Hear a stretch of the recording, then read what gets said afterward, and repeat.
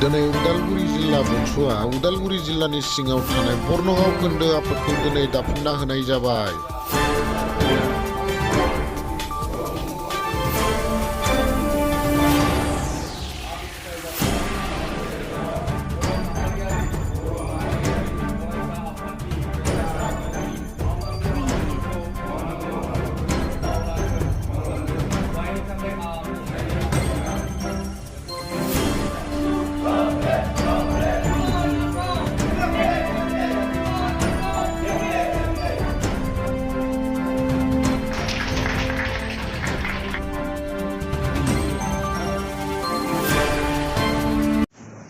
उदालगुरि जिल्लानि सिङाव थानाय बर्नगाव खोन्दोखौ जों दाबाय। जोंहा उदालगुरि जिल्लानि सिङाव गासै जों 23टा खोन्दो जागोन,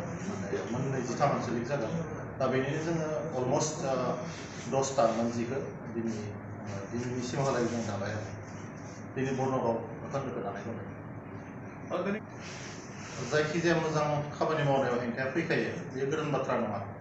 आरो जेतियाলৈके बा जाय समावलागि बर' हारियाव माखासे जेंना थागोन, संगठन माखासे जोनोम जागोन आरो बेनि गोनांथिबो दङ, नाथाय बै संगठनफोरा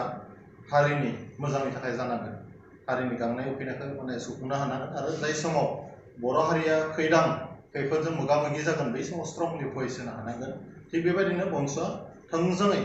बड'लेण्डनि थाखाय भइस राइज खालामनो थाखाय, बड'लेण्डखौ मोनफुंनो थाखाय गोदानै आफादा जितु जोनोम जाबाय आरो जोङो बे हिसाबैनो खामानि मावलांगासिनो दङ। आरो जेब्लासिम जोङो बड'लेण्डखौ मोना, बर' हारिनि गांनाय उखैनाया जोबा, अब्लासिम जोङो सोमावसारनानै बड'लेण्डखौ जेरैखिजाया लाबोनायनि जोंहा थांखि दङ। मोजां मोननाय गाज्रि मोननाय थाखागोन, जोंनि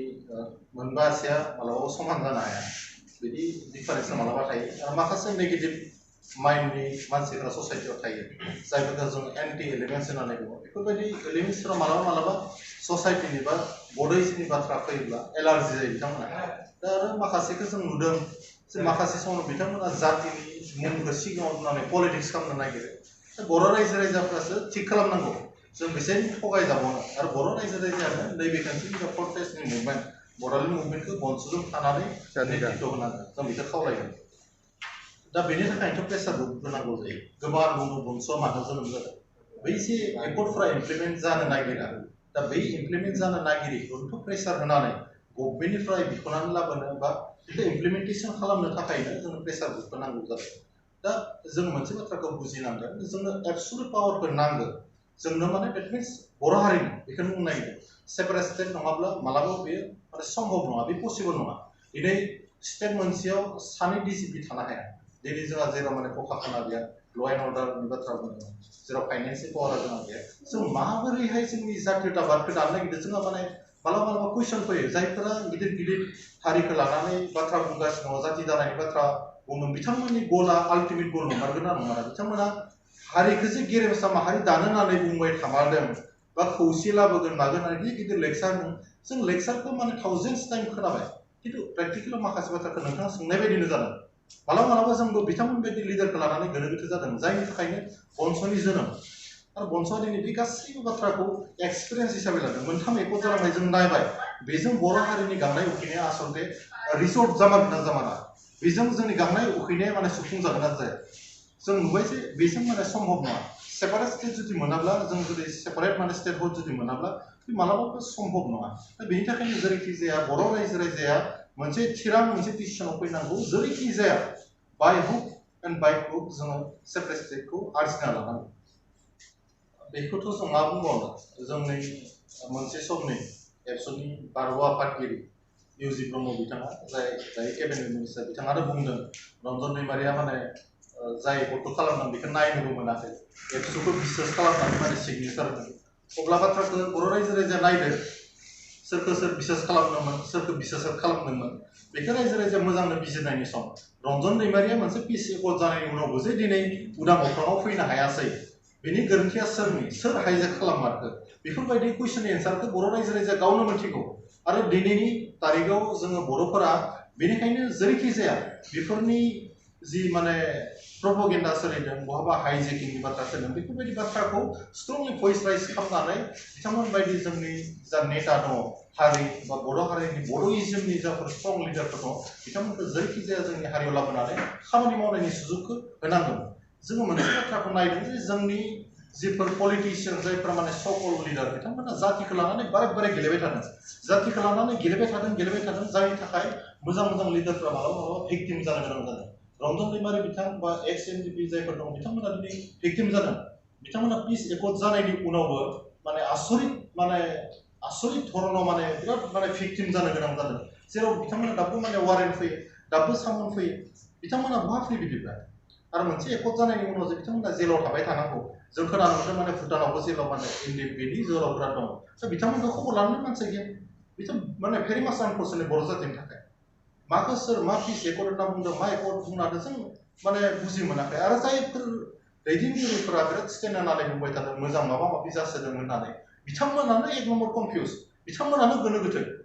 बिथांमोना मा खालामना फैदों मा मावनो नागिरदों बिथांमोननि एजेन्डायानो क्लियार नङा बिथांमोना दाय होनो नागिरदों बनसुआथ' हारिनि खामानि मावनोसो ओंखारदोंना माखासे दैदेनगिरिफोरा थायो मालाबा बनसुखौ माने खोन्दो दानायाव बादा होनो नागिरो बेनोसै दिनै बिबारफोरा बारलांगासिनो दङ सोरबा RSSनो माबानो येस जों माने डेम'क्रेटिक मोनसे काउन्ट्रियाव सोरबा हाबनानै गावसोरनि माने बाथ्राफोरखौ बुंनो हायो नाथाय सोरबा बनसुखौ बादा होनायनि सिगाङावनो जायफोरा जोंनि आइडिअलजिजों गोरोबा जाय बड'इजमनि बाथ्राखौ एसेबो बुजिया जायफोरा वान नेसन वान थिउरि बाथ्रा बुंदों बेफोरबायदि मानसिया जोंनि बड'इजमनि बाथ्राखौ माला गनायगोन दा बेफोरबायदि मानसिखौ हाबनायाव जे जोंनि मानसिफोरा लाइ बनानै होदों बिसोर माने बाथ्राया दिनै बर'नि थाखाय आरो बड'लेण्ड बिनो थाखाय जोनोम जानाय मोनसे संगठनखौ जे सोरबा बादा होगोन जों बेखौ मालाबाबो सिमाङाव सानफेराखैमोन आरो बेनो जातिनि दुखुनांथाव बाथ्राया बेनो बयनिख्रुइ दुखुनांथावसिन बाथ्राया जे बड'लेण्ड बिनायाव जे बर'नि माखासे संगठनफ्रानो बादा होनो नागिरो बेनिख्रुइ दुखुनांथावसिन मा थानानै जायनि थाखाय रन्जन दैमारि बिथांबायदि माने भाइब्रेन्ट लिडारफ्रा जायफोरा माने गोगोम लिडार बर' हारिनि थार्ड दैदेनगिरि जेराव दं आरो बिथांमोन बायदि रोजा रोजा माने सुबुंफोरा दिनै भिक्टिमाइज जानानै दं जोङो सोर मा मावदों मा मावाखै बेफोरखौ नोजोर होनाया आसलथे जोंनि खामानि नङा जोंनि थांखिया जाबाय बड'लेण्ड जों बड'लेण्डनि थाखाय खामानि मावनो थाखाय फैदों सोरबा जुदि जोंखौ माने दाय जाबसिनोबा सोरबा जोंखौ कालार फोनो नागिरबा माखासे समाव जोङो बेनि थाखायनो रिएक्सनखौ होआखै खारन जोंनि थांखिया बे सोरजोंबा नांलायनाय नङा जोंनि थांखिया एबसुजों नांलायनाय नङा माखासे दैदेनगिरिफ्रा सानो माखासे सकल इन्टेलेक्सुवेलफ्रा सानो जे बनसुखौ सोरजोंबा नांलायनो थाखाय जोनोम जादोंमोन बिदिथ' नङा बनसुआ जोनोम जानायनि आन्दोआवनो दङ बड'लेण्ड साफ्रोमबो बर' फिसानि थैयाव जाय सोदोबा हाबनानै दङ जाय सिमाङा दङ बेखौ मोननो थाखायसो जों नाजादों दा बेयावनो जोंखौ माखासे समाव कालार होनो नागिरो जों एबसुजों गाबोन ज' जाहैगोन मा जागोन जोंथ' पलिटिकेल पार्टि नङा जों मोनसे फरायसा आफाद जुदि सोरबा बड'लेण्ड बिनायाव जों जुदि थाजाबो जों बुंनो गोनां गैया जों अबजेक्सन गैया सोरबा एबसुआव जाथों सोरबाया जाथों जुदि जों बड'लेण्ड बिनायाव हारिनि खामानियाव जुदि फैनो नागिरबा जोंहा जेबो अबजेक्सन गैया जों नोंथांमोना नैबे बर' स्टुडेन्ट मोनसे हारियाव मोनसेल' फरायसाफोर थानांगौ होननायनि बाथ्रा गैया मोनसे हारियाव गोबां फरायसाफोर थानो हायो जों आसामाव नायनो हायो नङा होमबा जेराव माने बिर लाचित सेना दङ माने अखम जुब सात्र परिषद दङ माबा जातीयताबादि जुब सात्र परिषद दङ दा माखासे आफादफोर दङ जेराव माने आसु बायदि फरायसा आफाद दङ बिनि पेरेलेलबो माखासे फरायसा आफादफोर दङ दा बिनि मिनिङा बे नङा जे बर'फोरनाव एबसुआल' थानांगौ बा बिबाल' थानांगौ बिबाल राजखान्थिया थानांगौ बिदि बाथ्रा नङा जातियाव जेब्लासिम माने जेंना थागोन बे जातिनि जेंनाफोरखौ फोजोबनो थाखाय जातिनि जेंनाफोरखौ मावफुंनो थाखाय जेरैखि जाया हारिनि जेंनाफोरखौ फोजोबस्रांनो थाखाय हारियाव गोदान आफादनि गोनांथि जायो मालाबा सोरबा जुदि एग्रिमेन्ट खालामनानै आन्दलन खालामनो हानाय अबस्थायाव गैयाब्ला मालाबा जुदि आइडिअलजि आरो फिल'सफिनिफ्राय बिथांमोना जुदि बायास जादोंबा माखासे जुदि पलिटिकेल कमप्रमाइज खालामदोंबा बिदिथ' मा अल्टारनेटिभ मा दंबावो माखासे समाव माखासे फरायसा आफादखौ नुदों जोङो जे बिथांमोना बिराद माने सिनियर गोलाव समनि माबा आफाद जातीयताबादि आफाद खिन्थु हारिनि जाय समाव माने क्राइसिस फैयो बिपद फैयो बिथांमोना बाथ्राखौनो बुंनो हाया दा बिदि बनसुआ जोनोम जायाब्ला हारिनि खोथा बुङाब्ला सोर बुङो दा बिनि थाखायनो बनसुआ जोनोम दिनै बड'लेण्डनि मुङाव दिनै 5,000निख्रुइ बारा मानसि थैबाय होननानै जों बयबो मिथियो सरकारनि रेकर्ड मथेसो 5,000 बिनिख्रुइ बांसिन मानसिया थैदों नोंथांमोना आं कुइसन खालामो गोबां जुदि बर' हारिफ्राव बिदिनो गोबां हाग्रा थानानै एक्स एडिकेटर गथ'फोर दङ बिसोर गोबां जिउ मुंख्लं जालांबाय दा बेफोरनि थाखाय एक्स ग्रेसिया अकलखौ फाइट हेल्प होनो गोनांमोन बिथांमोनखौ मोननो थाखाय गोबां दुखु फोरमायो बिथांमोना बनसुआफोर जानानै बर' हारिनि माबायदि गिफ्ट दुखुनि बाथ्रायाथ' थागोन बर' हिसाबै बिथांमोना जातिनि थाखायनो सुप्रिम सेक्रिफाइस होनानै थांदोंमोन दा बेखौथ' जों बुंलायनांगौ बाथ्रायानो गैयामोन जायफोरा पावाराव दङ बिथांमोनाबोथ' आन्दलन खालामनानै फैनाय बिथांमोनखौ जों बुंनांगोन नामा एनडिपिनो एक्सग्रेसिया होनांगौ होननानै बिथांमोनाथ' गावनो मिथिगौ एनडिपिफ्रा ओरैबायदि गाज्रि अबस्थायाव दङ बिथांमोना होनांगौ पावाराव बिथांमोना दङ दानि डिपुटि सिएम मानगोनां गोबिन्द चन्द्र बसुमतारी बिथाङाथ' एनडिपिनि लिडारमोन बिथांखौ जोङो बुंनांगोन नामा जे एनडिपिफ्रा ओरैबायदि गाज्रि अबस्थायाव दं बिथाङाथ' गावनो मोजां वेल नं बिथाङा जुदि एक्स एनडिपिनि समस्याखौ बुजियाबा बेटारसिन सोर बुजिनो बर' रायजो राजाया बाथ्राखौ बुजिदों नाथाय बिथांमोननियाव बे पावारा गैया जे बिथांमोनखौ एक्सग्रेसिया होनांगौ खिन्थु सरकारनियावसो जागोन आरो सरकाराव सोर दङ मानगोनां प्रमद बर' बिथाङा दङ मानगोनां गोबिन्द बसुमतारी दङ बिआर फेरेंगा दङ बिथाङाबो माने एनडिपिनि दैदेनगिरिमोन दा बिथांमोनानो जुदि जेबो इनिसिएटिभ लायामोन बेनि रेसपन्सिबिलिटिखौ सोर लागोन जोंहाबो कुइसनसो जादों मानो बिथांमोना मावफुङाखै बिथांमोनाथ' मावफुंनांगौमोन बेखौ सोरबा बन्स'आव प्रेस मिट होनानै बुंलायनांगौबाथ' बिराद लासिं सिंनि बाथ्रा होमबा बिथांमोनखौ बै समाव ओरैनो जातिनि लिडार होननानै बुंदोंमोन नामा ना बिथांमोना लिडारशिपखौ लानानै नाटक खालामदोंमोन जातीयताबादखौ लानानै बिथांमोना नाटक खालामदोंमोन ना बै समाव बिथांमोना हाइ भल्टेज माने पलिटिकेल ड्रामा खालामदोंमोन ना बै समाव जों सोंनो गोनां जादों दिनैनि तारिखआव मानो एक्स एनडिपिआ दिनै एक्सग्रेसिया मोनाखै बे बाथ्राखौ जों सोर सोंनो गोनां जादों बिथांमोना होनांगौमोन आरो गामि गोबां बिदिनो इलेक्सन समाव गोबां रायजोफोर दा बेनि गेजेरजों गोबां रायजोफोर दङ आरो गोबां रायजोफोरा फोरमायदों कि माने जोंनि बर' हारियानो जौगासिगोन आरो जोङो मालाबाबो जों बर' हारि थानो मोना आरो बेफोरबायदि गोबां कुइसन खालामो जोङो बंस' हिसाबै पलिटिकेल मेटारफ्राव बारा इन्टारफेयर खालामनो लुबैया बेफोर बाथ्राया मोजांबो नङा जोङो जातिनि खामानि मावनो ओंखारदों